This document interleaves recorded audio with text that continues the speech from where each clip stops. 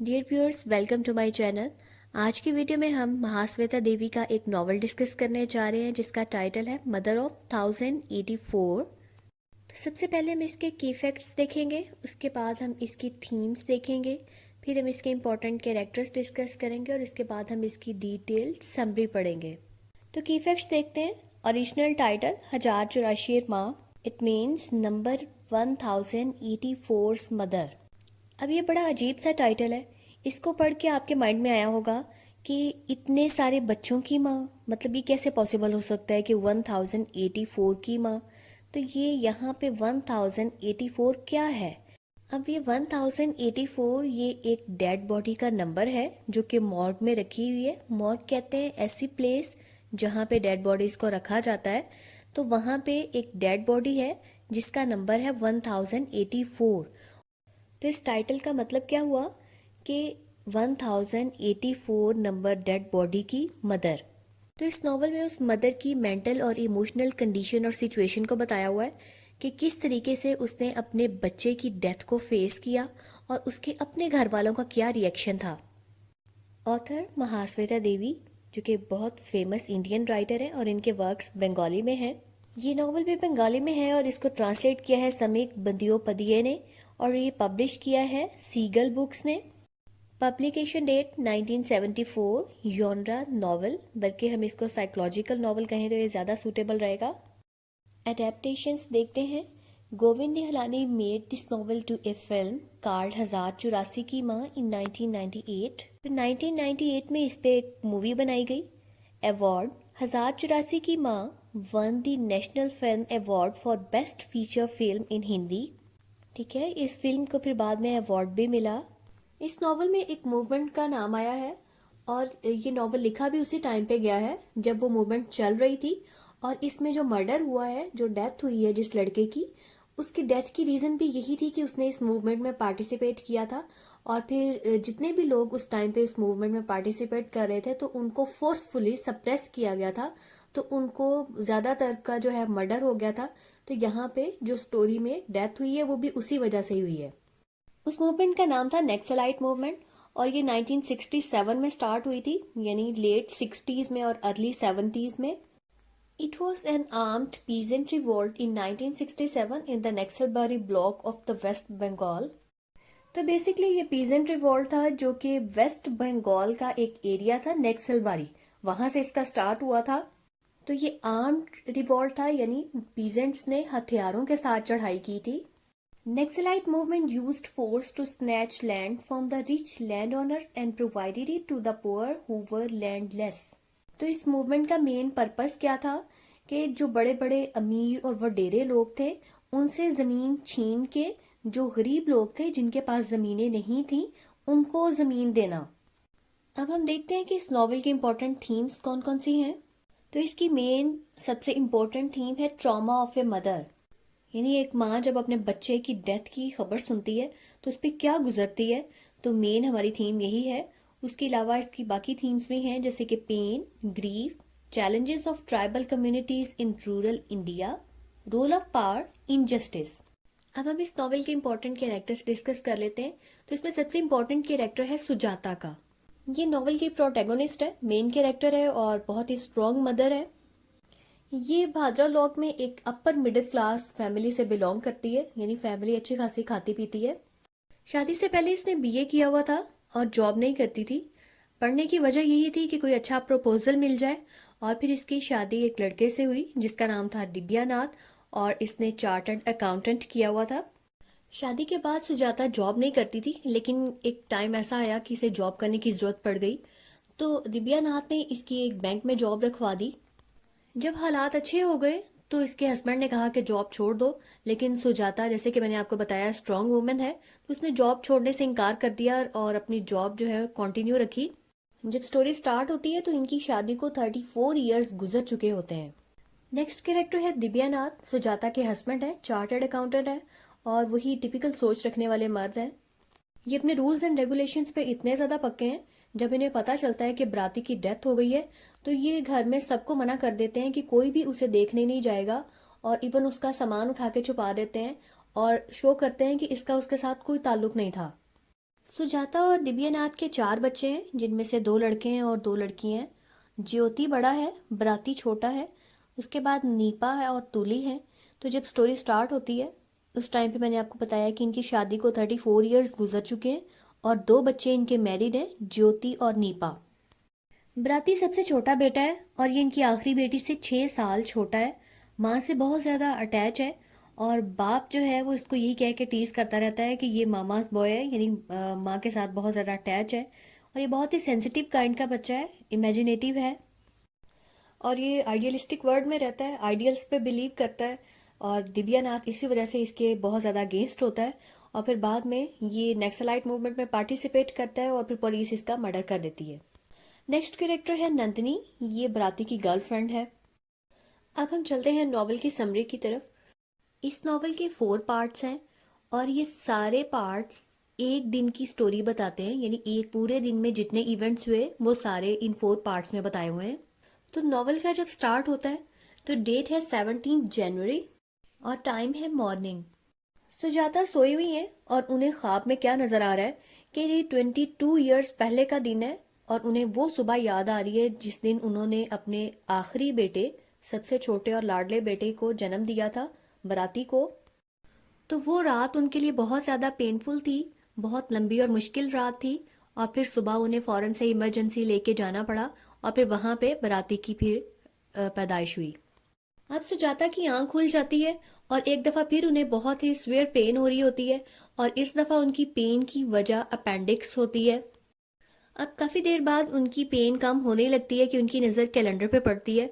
तो वो क्या देखती हैं कि डेट है 17 जनवरी और इससे उन्हें दोबारा फिर 2 साल पहले का वक़्त याद आ जाता है जब सुबह सुबह उन्होंने फ़ोन कॉल रिसीव की और उसमें उन्हें मॉर्ग आने का कहा गया। तो जब वो वहाँ पे पहुंची और वहाँ पे उन्होंने अपने बेटे की डेड बॉडी को देखा तो ये दिन उनके लिए अगेन पेनफुल था। तो आज का दिन जो कि 17 जनवरी है, आज के दिन के अलावा स्टोरी में पास्ट इवेंट्स भी बताए हुए हैं। तो इन पास्ट इवेंट से हमें पता चलता है कि हस्बैंड और वाइफ का रिलेशन बहुत अच्छा नहीं है, बल्कि वो सिर्फ दुनिया की नज़र में हैप्पीली मैरिड कपल है, आपस में उनकी बनती नहीं है। और उसकी सबसे बड़ी वजह बराती है, जो कि उनका सबसे छोटा बेटा था और वो काफ़ी ज़्यादा लाडला और सेंसिटिव था। और उसका जो सारा ब्लेम था वो उसकी मदर पे किया जाता था कि माँ ने इसको बिगाड़ा हुआ है, माँ ने इसको ख़राब किया हुआ है। तो इसके स्पॉइल्ड होने के पीछे वजह इसकी मदर है। सुजाता की एज 50s में है, ये बैंक में जॉब करती है। अब इसकी जॉब के पीछे भी एक कहानी है। जब इसका आखिरी बेटा जो सबसे छोटा बराती है, जिसकी इस टाइम पे डेथ को 2 साल गुजर चुके हैं, तो जब वो 3 साल का था उस वक्त इनकी फाइनेंशियल कंडीशंस कुछ अच्छी नहीं थी। तो इनके हस्बैंड दिव्यानाथ ने इनकी बैंक में जॉब लगवा दी। फिर जब वो मुश्किल हालात थोड़े बेहतर हो गए तो दिव्यानाथ ने इन्हें जॉब छोड़ने का कहा, लेकिन सुजाता ने जॉब नहीं छोड़ी। तो इससे हमें पता चलता है कि सुजाता कोई वीक लेडी नहीं है, बल्कि वो स्ट्रांग लेडी है। वो जानती है कि उसने क्या करना है और क्या नहीं करना। इसी तरह वक्त गुजरता जाता है तो बराती नक्सलाइट कम्युनिस्ट मूवमेंट में पार्टिसिपेट करता है, लेकिन इस बात का सुजाता को बिल्कुल भी पता नहीं होता। अगर उसे पता होता तो शायद वो उसे मना कर लेती। अब इस मिशन में इसकी मुलाकात एक लड़की से होती है जिसका नाम होता है नंदिनी। तो ये उसके साथ काम भी करती है और उसकी बिलवर्ड भी है। बराती के साथ और भी लड़के होते हैं जिनका एक अंडरग्राउंड मिशन होता है। तो बराती और उसके साथियों में से एक लड़का गद्दारी कर लेता है, यानी धोखा दे देता है, पुलिस को इन्फॉर्म कर देता है। तो पुलिस अपने असैसिन्स को भेजती है। उस पुलिस इनकाउंटर में बराती और उसके 3 और साथी होते हैं, उनका मर्डर कर दिया जाता है। उन 3 साथियों के नाम है सोमू, पार्थ और लालटू, लेकिन इनमें से नंदनी बच जाती है। पुलिस अब दिव्यानाथ को कॉल करती है और उन्हें मॉर्ग बुलाती है ताकि वो आए और अपने बेटे की डेड बॉडी को आइडेंटिफाई करें। दिव्यानाथ की क्रुएलिटी यहाँ से देखें कि वो खुद भी नहीं जाता और वो सारे फैमिली मेंबर्स को मना कर देता है कि कोई भी शख्स बराती की डेड बॉडी को देखने नहीं जाएगा, क्योंकि उनके ख़ानदान की इज्जत का सवाल है, उनकी रेपुटेशन का मामला है। वो खुद भी काफ़ी भागदौड़ करता है कि लोगों को ना पता चले और ये मामला दब जाए। लेकिन दिव्यानाथ के इस बिहेवियर पर सुजाता को बहुत ज़्यादा शौक लगता है। वो हैरान रह जाती है कि एक बेटे की डेथ पर बाप इस तरह रिएक्ट कैसे कर सकता है। यानी उसके नज़दीक उसकी रेपुटेशन, उसकी इज्जत, उसकी झूठी वैल्यूज़ और मोरालिटी ज़्यादा इंपॉर्टेंट है उसकी बेटे की डेड बॉडी से। तो सुजाता खुद जाती है और वहाँ पे जाके देखती है तो उसके बेटे की डेड बॉडी पड़ी होती है और उसको बहुत ज़्यादा शौक लगता है कि उसका बेटा किस तरह इस तरह की मूवमेंट का हिस्सा बन गया। सुजाता के जहन में बहुत से सवाल अधूरे रह जाते हैं क्योंकि वो इस मामले पर मज़ीद तहकीक नहीं कर सकती और इसकी वजह दिव्या नाथ है क्योंकि उसकी तरफ से बहुत ज़्यादा रेस्ट्रिक्शंस थी। अब नॉवल का सेकंड पार्ट स्टार्ट होता है जो कि है आफ्टरनून। अब स्टोरी दोबारा से प्रेजेंट में चल रही है। तो सुबह का टाइम हमने देखा है कि सुजाता उठती है और उसे पास्ट मेमोरीज बार बार याद आ रही हैं। तो आफ्टरनून में वो क्या करती है, बैंक जाती है, वहाँ से अपनी ज्वेलरी उठाती है और वहाँ से फिर वो सोमू के घर जाती है। सोमू उसका साथी होता है, यानी बराती का साथी होता है। और उसके अलावा बराती ने जिस दिन उसका मर्डर हुआ, यानी वो मिस्टीरियसली जब गायब हो गया, तो उससे पहले जो आखिरी रात थी वो उसने सोमू के घर पे स्पेंड की थी। तो जब वो सोमू के घर जाती है तो वहाँ पे कंडीशन बहुत बुरी होती है, उनके घर की हालत बहुत बुरी होती है और वो बिल्कुल स्लम की तरह होता है, यानी जिस तरह झोंपड़ी होती है उस तरह का उनका घर है। सुजाता सोमू की माँ के साथ वक्त गुजारती है, दोनों अपना गम हल्का करती हैं क्योंकि दोनों का दुख और गम एक ही होता है। इसके बाद थर्ड चैप्टर स्टार्ट होता है। तो थर्ड चैप्टर में अब सुजाता नंदनी के घर जाती है, नंदनी से मिलती है और नंदनी आपको पता है कि वो सिर्फ उसकी साथी ही नहीं थी बल्कि उसकी बिलवड भी थी। नंदनी सुजाता को पूरी कहानी सुनाती है, सारे इवेंट्स के बारे में बताती है कि किस तरीके से उसने मूवमेंट में हिस्सा लिया और फिर किस तरीके से उसको बिट्रेल का सामना करना पड़ा उनके ग्रुप को और फिर किस तरीके से पुलिस इनकाउंटर हुआ और उसका मर्डर हो गया। ये सारी बातें सुन के सुजाता शॉक रह जाती है और उसे फिर समझ आती है कि बराती जो है उस मिडिल क्लास मोरालिटी को इतना ज़्यादा बुरा क्यों समझता था। तो उसकी इन सारे बातों के पीछे, इस बिहेवियर के पीछे क्या रीज़न थी, वो रीज़न उसकी इस मूवमेंट में पार्टिसिपेशन थी। और वो नंदिनी से कहती है कि मैं तो वाकई अपने बेटे को नहीं जानती थी। इसके बाद नॉवल का लास्ट पार्ट स्टार्ट होता है जिसका टाइटल है नाइट। इस पार्ट में सुजाता का कैरेक्टर कम्प्लीटली ट्रांसफॉर्म्ड हो चुका है, यानी वो सुजाता जो मॉर्निंग में थी वो अब रात वाली यानी नाइट में जो सुजाता है उससे कम्प्लीटली डिफरेंट है। अब वो घर वापस आती है और वो ये डिसाइड कर लेती है कि वो इस घर को छोड़ देगी क्योंकि ये वो घर है जहाँ पे जब बाराती जिंदा था उस वक्त भी उसकी कोई वैल्यू नहीं थी और उसके मर जाने के बाद भी उसको मुकम्मल तौर पे भुला दिया गया, उसकी कोई वैल्यू नहीं है। तो इस तरह का घर जहाँ पे फजूल किस्म की रिवायात और रस्मों को बहुत ज़्यादा प्रेफरेंस दी जाती है वो यहाँ पे नहीं रह सकती। लेकिन इत्तेफाक से आज दूल्हे की इंगेजमेंट है। अब वो सारी बातें जो उससे नंदनी से पता चली होती हैं, तो आज के दिन में जितने भी इवेंट्स हुए वो सारे उसके दिल को बड़ा अफसरदा कर रहे होते हैं। लेकिन इंगेजमेंट में आना भी ज़रूरी था क्योंकि हमारी सोसाइटी में पेरेंट्स का रोल इस तरह के इवेंट्स पे बहुत ज़्यादा इम्पोर्टेंट होता है। तो वो इंगेजमेंट छोड़ नहीं सकती थी, वो वाइट साड़ी पहनती है और इंगेजमेंट में आती है और बिल्कुल खामोश खड़ी रहती है। तो उसके बजाय उसके कि लोग उसके बिहेवियर की वजह समझते, वो सब लोग उसको क्रिटिसाइज करते हैं, उसके खामोश रहने को बुरा भला कहते हैं। कोई भी उसकी फीलिंग्स नहीं समझ पाता, ना दिव्या नाथ और ना ही उसके अपने बच्चे।